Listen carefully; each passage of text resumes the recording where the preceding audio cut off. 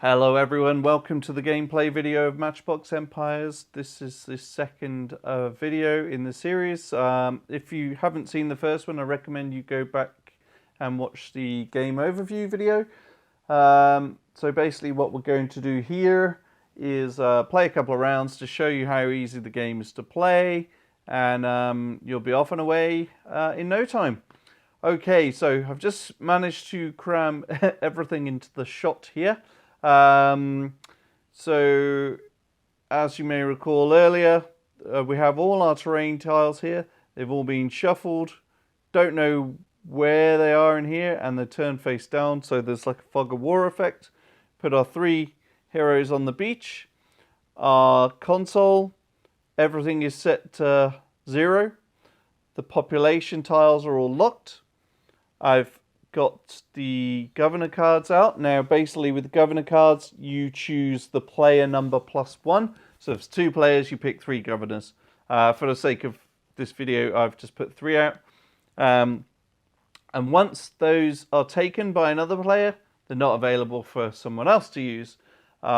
Which is also quite a strategic choice to be made in your gameplay adventures. Alright, so basically, each turn a player gets 3 action points, and you can move, you can build things, or you can do any special actions that are shown on this attack, defense, and action sheet here. So settlers, they can forage for food. So if you're short of any particular resource, you can forage for food, you can collect stone, deforest forests. With those, same sort of thing with these guys, and then the engineer can do metallurgy to get sort of more expensive resources, but that costs 2 action points. So for metallurgy for steel or gold, you can demolish things, etc, etc. All right, so now they're on the beach. I've picked any 3 of the 5 spaces to put them on, and then I flip over the tiles that are in 1 eyesight range of each hero. So the heroes have 1 eyesight range. Alright, so let's look what we got here. Yeah, so once you flip your tiles over, you cannot move the heroes. You know, oh, I should have gone there type thing. This is the starting hand you get. The other player would do the same thing. And then we are off to go. Now, what have we got here? So we got 2 mountain tiles. Now, these are impassable by everyone except the explorer. So the settlers here would not be able to cross them. They would have to sidestep and then come this way if they wanted to move. If the explorer is on that tile, then the settler would be able to pass through. And we've discovered also a iron ore deposit and an oil deposit. We don't have any resources or money to build anything yet, so that's no use to us. But what we are looking for is somewhere to build our town hall. Now, any resources, any industry that get built next to your town hall will give you a bonus income. So we are looking for a cluster of resources. We have to decide whether to spend time looking for a good place to build versus not getting the governor we want, because the other player may find a place to build before we do. So I have 3 action points. I'm about to move. So my first move, I'm going to move here. And as soon as you move, you turn over the next lot of tiles. Okay, I've got a forest and an oil. And because I'm playing with the deluxe terrain, I can take those mountains out and I'll put these 2 in. Okay, and same with the forest there. I'll just turn them that way. Looks a little bit better for you. Okay, so that's my first move. Now, what have we got here? We got a cluster of resources. So here might be a very good place to build our town hall, because we've got 1, 2, 3 adjacent resources. And when we build the industry on those tiles later on, we'll get 1 bonus income from each one. For my second move, I'll move here. And then for my third move, oh, so that's in one eyesight range, so I can flip that over. What do we got here? Town Hall, headquarters of your colony. If it's destroyed, you lose the game. No cost to place. 1 action point. I've got 1 remaining and can be built by any hero. And then the benefits are, prerequisites, it must be built on a plains tile, which we're on. And then the benefits are choose the governor and bank their starting resources. Adjacent industrial buildings gain +1 permanent income. And it has a maximum storage of 9 resource. So it can store 9 food, 9 wood, 9 brick, 9 gold, 9 steel, 9 oil, and 9 diamonds. You get the picture. Right, so for my third one, I'm going to pick my town hall and take out that tile. To remove the tiles, you simply press on the corner like this, and they come up very easily. Pop that in. There we go. City is taking shape. Let's zoom in on this now, see how cool it looks, if it will let me. Now, heroes can share tiles with anything else. You'll see they've got an arrow on their base. So that's just to help you know which way they're facing and what tile they're occupying. Okay, so now, because I built my town hall, I get to pick my choice of governor. And I've done it before the other player, so I've got all 3 available. So just zoom out a little bit. What do we got here? So we've got the Explorer. All heroes can move diagonally and cross mountain tiles. So that's the benefit I get if I have this governor. The Insomniac, I'm going to pick it up. Unlock the first population perk tile. So that is this. And if I was to do that, just press on the corner, flip it over, I get +1 action point. So I get 4 per turn instead of 3. So do I want that, or do I want to be able to move diagonally? Or of course we could pick the Infestor, who generates +1 extra for gold, mines, and oil rigs. So again, could be very good. Because I'm next to these 2, that could be a very powerful character to use. But for the sake of the video, I'm going to pick the Explorer, pop him in here, and you'll see that the starting resources he brings are here. So this is just a starting resource, just what he deposits in your bank. So I need to move my food to 6, my wood to 4, stone is 4, gold is 2, steel 2, oil 2, and gems 2. There we go. So this is money I have to spend on other things. Right, that's my third action point spent. So it's the end of my turn. Now move on to the next player. And then it would come back around to me. So for my second turn, I will start moving around again. So let's move my engineer to here. That's my first action. So flip these over. Oh, found another stone deposit there. Another mountain. Because I found a mountain, I've got my deluxe tiles. I will pop the mountain there. And let's just have a look and see what an oil rig will cost me to build. Because I'm on the oil deposit. Oil rig enables oil income when built on an oil resource tile. So it cost me 2 gold, 2 steel, and 1 diamond. Has to be built by the engineer and 1 action point to build. Requires that tile, which I'm on, and it gives me +1 oil income. Now here's the dangerous thing. Upon destroying, it blows up on the 4 corners. So if it got hit ever, it would damage that tile, that tile, that tile, that tile. It wouldn't hit my town hall. So that is probably quite a safe bet to build. And before I built my town hall, that's something I would have considered. So let's do that. Let's build the oil rig. So let's pop it out there. Okay, now I have to pay for it. This is the least fun part, paying for things. So gold is 2. So I'm out of gold now, out of steel. We've only got 1 diamond left. And now I need to log the income. So this is a binary register style system. So we take these white pegs here and we can put them in any combination. So I put it in the 1 slot. If I had 5 income, I would put it in the 1 and the 5. So that'd be 1 plus 4 is 5. Or if I had 9 income, 8 plus 1 is 9. You get the picture. So I've got 1 action point left to spend. So I am going to move another character. I'm going to move these guys sideways. Takes an accounting phase after their action points phase. And all you're doing is converting income into stockpile.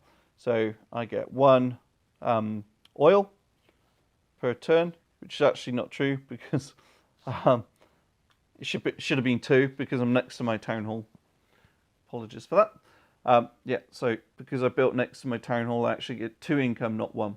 So income is 2, so I boost my income by 2. Now, here's the cool part. Because my engineer finished his turn on the oil rig, you get a bonus 1. So there we go, I'll move it up 1 more.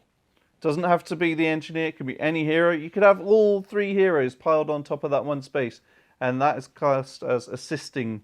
So if you're short on any particular resource, you could just use your heroes in different ways to boost particular income. All right, so that's that done. End of turn, move to the next player, and then back to me, so on and so forth. Now, that is essentially the game in a nutshell. Just carry on, you just carry on building and building and building. There's loads of cool units and different things like that. I'll run some examples on how lumber mills work and farms work because they're slightly different. I'll just tack this onto the end of the video. We've got churches, universities, and you can just go up your tech tree until eventually you build military units. You know, we've got radar dishes, we've got resource replicators, missile launchers, ballistic missiles, all sorts of cool stuff. Okay, so I'm going to explain how the lumber mill unit works. Now, if we refer to our reference sheet here, it says, enables wood income from all adjacent and linked forests. It costs 1 wood to build, is built by the settlers, and costs 1 action point, and is built on a plains tile. Now, if you don't have 1 wood, remember you can use your hero ability to scavenge wood for 1 action point. So, and that was obviously found on here. So, or you could deforest to get a bit more wood if you wanted.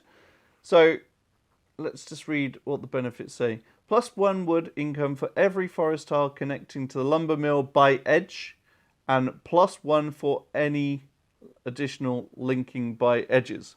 So if I was to build it here, for example,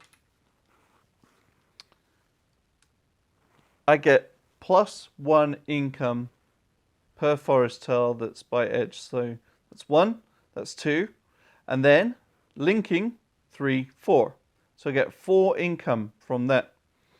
If this tile here were to get destroyed by a bomb or something like that, or a game event, that's broken the chain.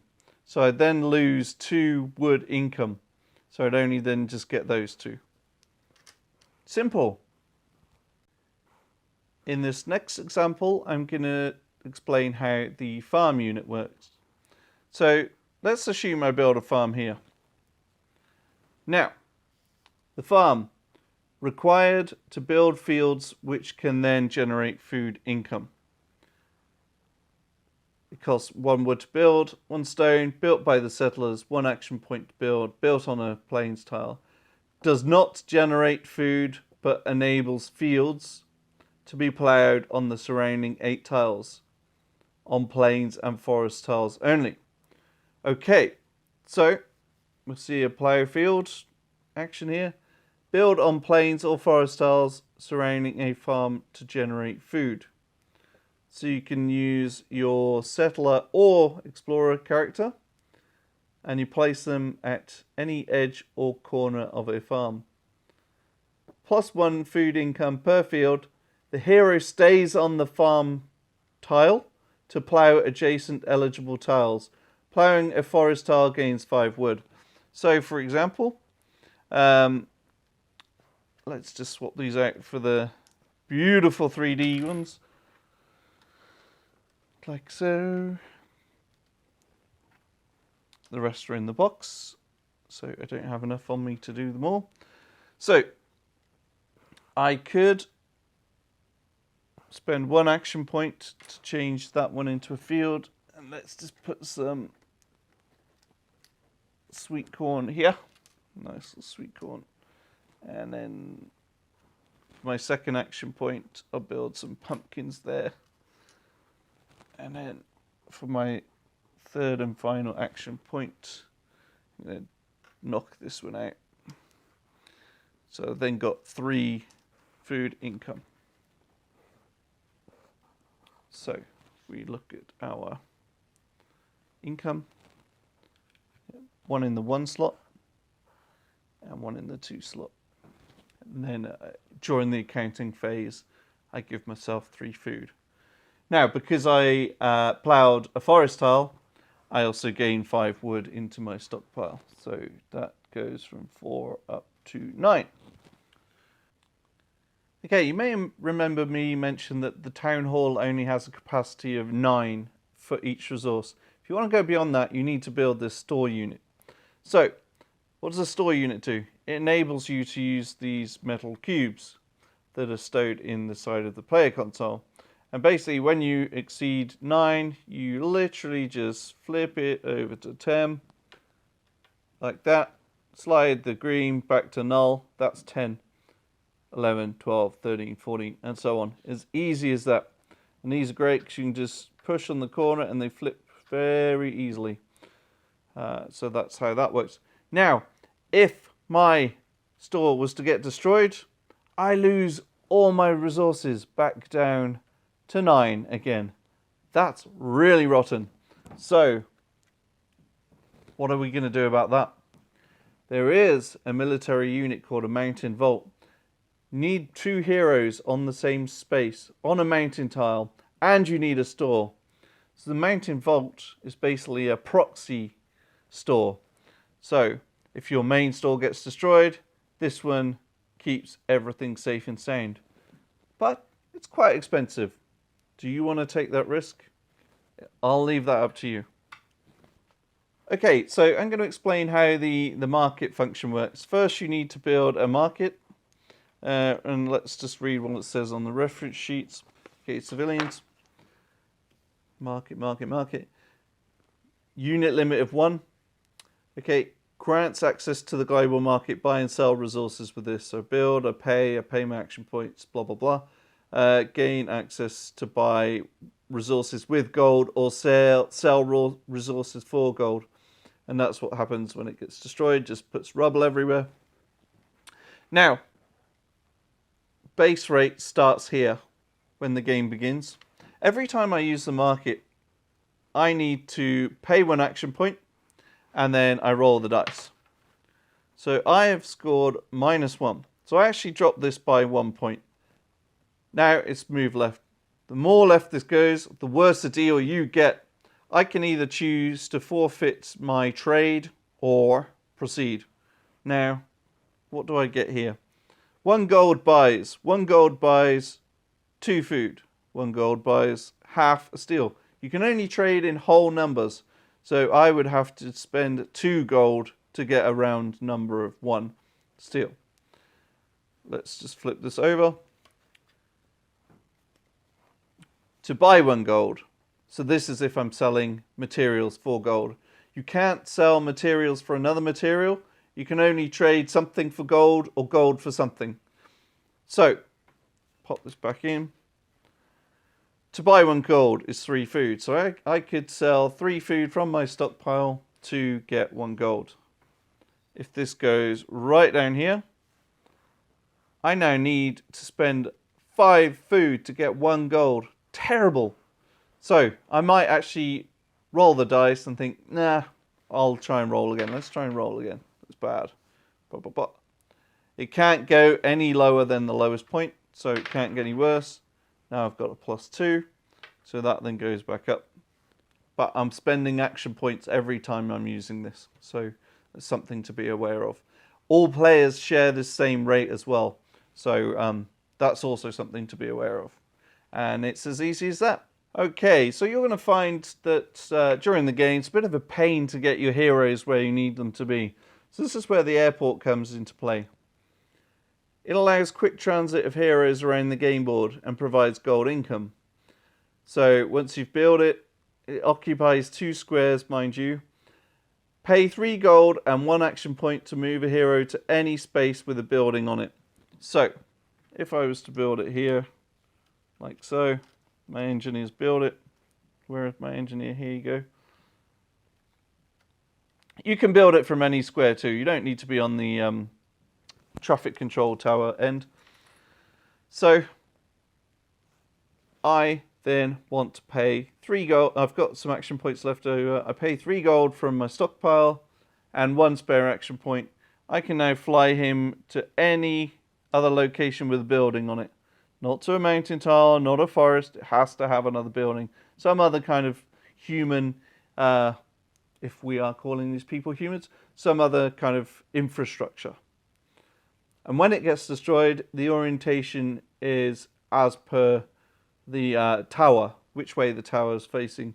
So if it was facing this way, for example, we would now go that way. Okay? Very simple. And that's the airport explained. Next, I'm going to talk about population. Right? So population, very easy. Let's go to civilian sheet. What have we got here? We got cottages, we got apartments, we got skyscrapers. We've even got churches, they generate population.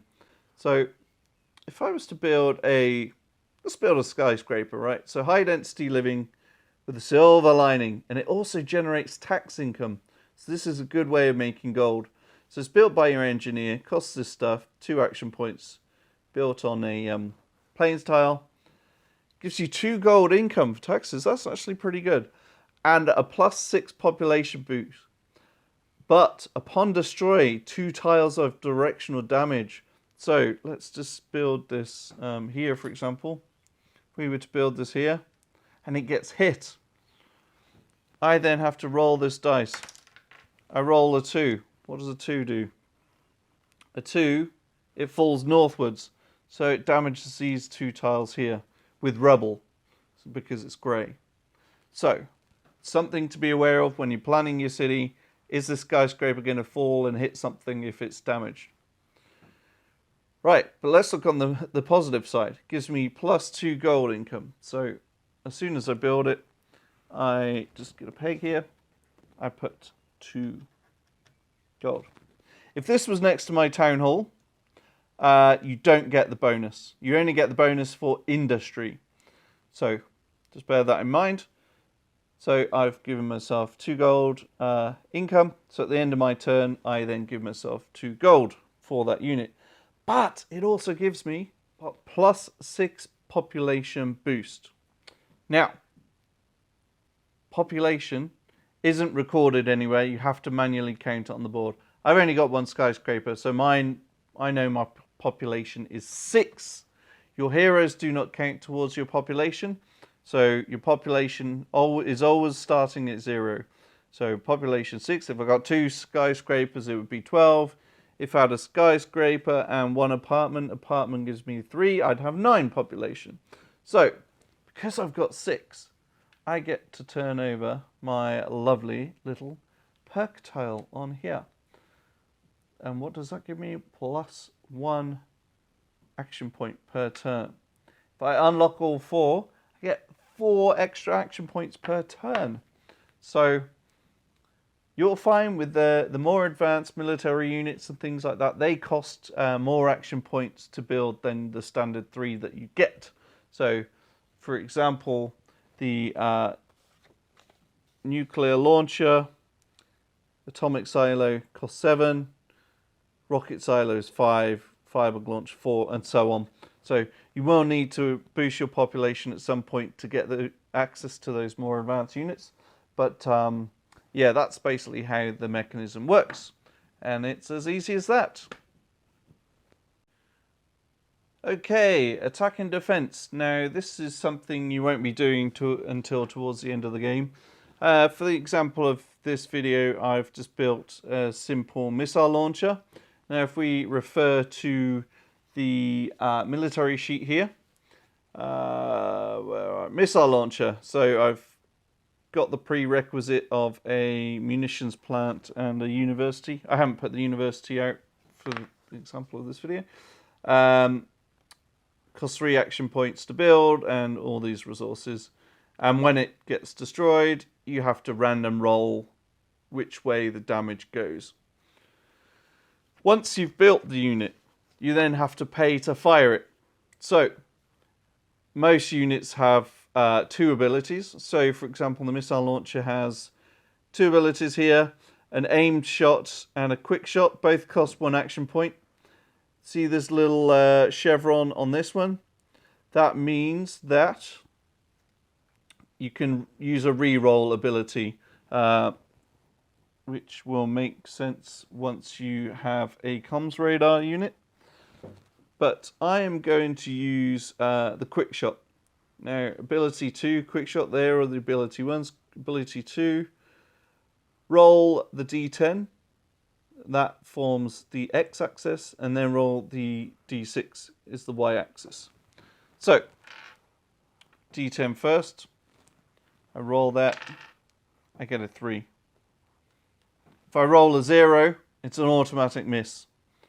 So, assuming this is the enemy's board now, it's 1, 2, 3. I'm going to hit the 3rd column. And then, if I have a comms radar, and I was able to do a re-roll ability, I'd be able to re-roll that dice if I wasn't happy with it. Once I'm happy with it, I lock it in, and then I roll the d6. I got a 1. So that then hits the first item in that row. What damage does it do? It actually hits to the left and to the right of the impact zone. So, would you believe it? I've caused a grey tile of damage to the left, so that's rubble. And to the right, I've caused a fire damage. So, a rubble tile looks like this. And then on the other side is the fire tile. So put the rubble there. And then I've actually hit the town hall and killed the opponent player. So, what's the difference between a rubble tile and a fire tile? Rubble tiles can be cleared away and rebuilt upon later. A fire tile is permanent and permanently damages your board. Cannot be removed, cannot be walked upon. It's there for the rest of the game, basically. So, there we go. Easy, isn't it? There's also a defense unit.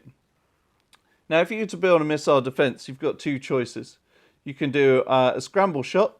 So a scramble shot allows a reroll ability, but is not able to be used against nukes.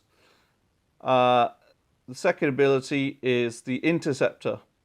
So if another player is going to attack me, in order to use this unit, I have to declare that I'm going to use it when they tell me they're going to attack me.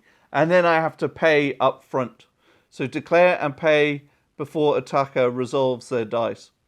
So my 2 choices are ability 1, the scramble shot. So that allows me to use the reroll ability. Protects a random 3x3 area on your map.